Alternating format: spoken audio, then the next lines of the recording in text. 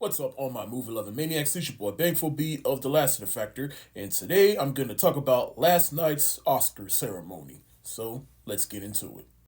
My general thoughts on the show, I think after last year and how streamlined it was last year, I think the Academy is starting to realize that sometimes less is more with the show, and it's apparent with them cutting out all the performances of all the best original songs, though I wish we could have seen that, but I do like how this show is starting to become just slightly more dense each year. Though the show still went over time, but hey, it was over by 11, which is more than I can say about previous shows that went on to almost 12 o'clock.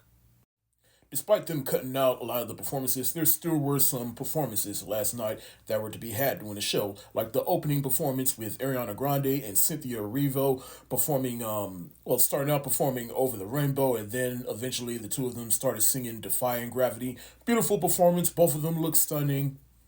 No argument from me on that. And of course, Cynthia Erivo had her moment where she sung the end of Defying Gravity, so she did fantastic. Quick side note, I watched this live on television at my mother's house and watched it along with one of my sisters. I did not watch it on Hulu, so sorry people who had the award show cut off short.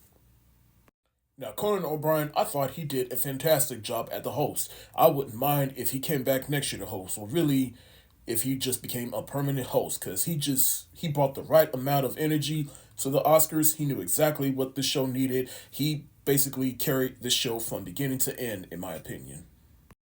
Now, I don't know if he came up with all the jokes or most of the jokes and he had some writers. Either way, whoever wrote some of his jokes deserve a raise, because I do like the joke where he addressed Netflix and all their price increase.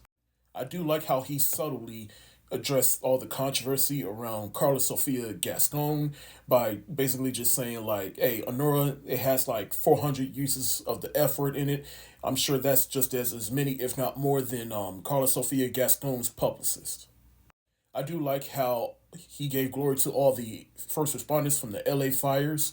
So great on them. And he also incorporated them into the show by having them tell a couple of jokes. Like one of them said that he basically addressed all the people that lost their homes, and then he basically referred to all the producers of Joker Folie à Deux. Now, granted, the first time he addressed the LA fires, he followed that up with a whole musical bit about wasting time. And it's like, you're wasting time right now. Let's get on with the show, motherfucker. Though it was funny how he had a sampler from Dune on the piano, and then Deadpool, the old dancing Deadpool, just coming in. Cross Disney promotion, since this is on ABC, huh, Disney? Say Drake. By far, my favorite joke from Conan during his entire show was when he was halfway through the show and he said, well, we're halfway through the show, which means it's time for Kendrick Lamar to come out and call Drake a pedophile. Whoever wrote that joke, you deserve a raise.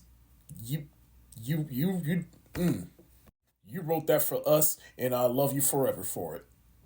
All right, let's get on with the show. And I do have my notes here in order, but I kind of jumped around a little bit just to get all the Conan stuff out of the way. But the next thing that would be in order of my notes is I do want to address how Robert Downey Jr. had a Marvel reunion with Samuel L. Jackson, and not just with Samuel L. Jackson. But he had a reunion with two former Marvel cast members when he went to go present the award for Best Supporting Actor, which he won last year, and Guy Pearce and Edward Norton was two of the nominees. Guy Pearce, he worked with Robert Downey Jr. in Iron Man 3, and then Edward Norton, even though it was one movie and it got recast, it was basically a reunion because Edward Norton, he was Bruce Banner in The Incredible Hulk, so it was just, because I'm me, that just stood out to me in my mind. This little fucker from Home Alone is now an Oscar winner. Let that sink in. Yes, Kieran Culkin won the award for Best Supporting Actor. I'm blanking on the name of the movie he's nominated for, but now that he's won an Oscar, I'm like, all right, maybe I'll make a bigger effort to go check out that movie, especially since it was directed by Jesse Eisenberg. And he gave one of the funniest award acceptance speeches because his wife promised him that if he won an Oscar, she would give him four children, and then he literally bought their business out on stage, and I ain't gonna lie, I really thought either The Wild Robot or Inside Out 2 will be the winner for Best Animated Feature. But that honor went to Flow, which I'll admit I have not seen. In fact, it is fascinating that the past 3 years, the winner for Best Animated Feature has gone to someone that is not Disney or DreamWorks. And that's just interesting in itself because we all know either Disney or DreamWorks, they always have it in the bag for Best Animated Feature. You have a couple of outliers here or there looking at you Into the Spider-Verse. But the fact that this is the third consecutive year in a row that this has happened, like maybe I need to start checking out animated films outside of the usual suspects.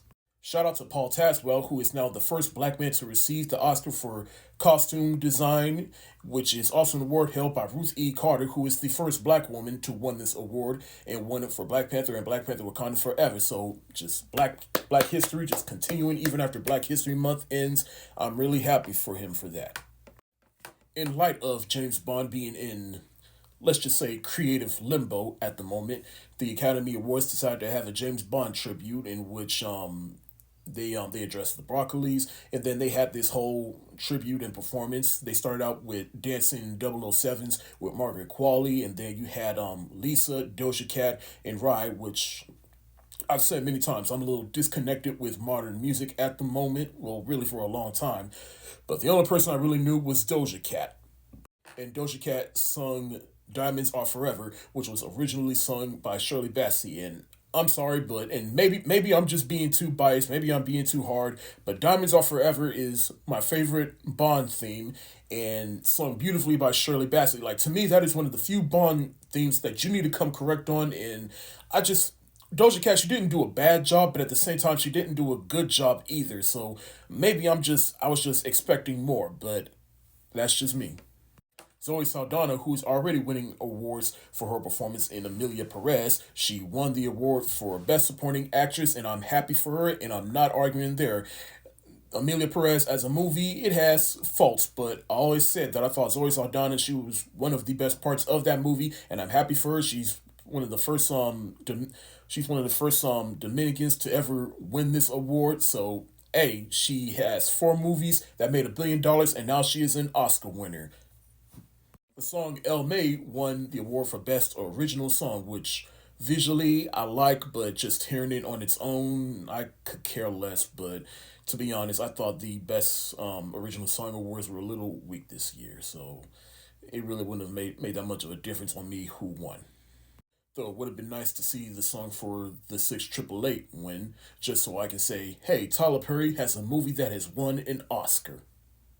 Selena Gomez and Samuel Jackson presented an award together, and seeing how they work with each other on stage, that makes me like, hey, I want to see a movie with them two together. I just like to see more of that dynamic. For the Quincy Jones tribute, we got a Color Purple reunion with Whoopi Goldberg and Oprah Winfrey. They said some amazing things about Quincy Jones. They said some really nice things. And then Queen Latifah, she got on stage and performed Ease On Down the Road, which is a musical that was produced by Quincy Jones, and he did the music for that movie as well. So I really like that performance, and I especially love how it got Coleman Domingo, Cynthia Erivo, and Ariana Grande jumping up out of their seats dancing. Probably my favorite performance of that night. Speaking of memorial segments, I thought the in memoriam segment was pretty decent. James Earl Jones was one of the few that I was making sure, yeah, y'all better include him, and not just him. They included him, but they also included David Lynch, John Amos. They've included Gene Hackman just a few days after his passing. They had Morgan Freeman come out and he said some things about the late actor.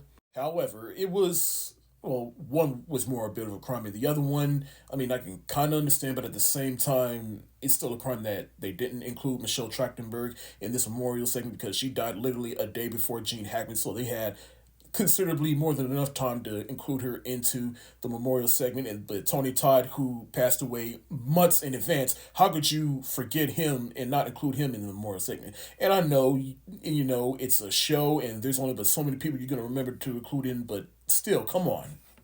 With Michelle Trachtenberg, it's like, all right, I can understand because she did more so TV, but Tony Todd, come on. Mikey Madison won for Best Actress, which I'm happy for. And Anora won for Best Picture, which I was shocked to see it win, but I have no complaints there. I ain't mad at that. Two last things I forgot to mention. I like how Adam Sandler just came as he was, and then Conan, he made a whole joke about that, and then yelled in Timothy Chalamet's ear, Chalamet! And then the disappointed John Lithgow look for whenever has a speech that goes on for too long. I just wish they used that on Adrian Brody when his speech went on too long. Overall, I really enjoyed this show. It went on a lot smoothly. I want to see Conan back next year as the host. I think they got it right for the most part with the award winners. Let me know what you think of this ceremony in the comment section below. This is your boy Bankful B of the Lassiter Factor. Stay safe, Wash your hands. Peace.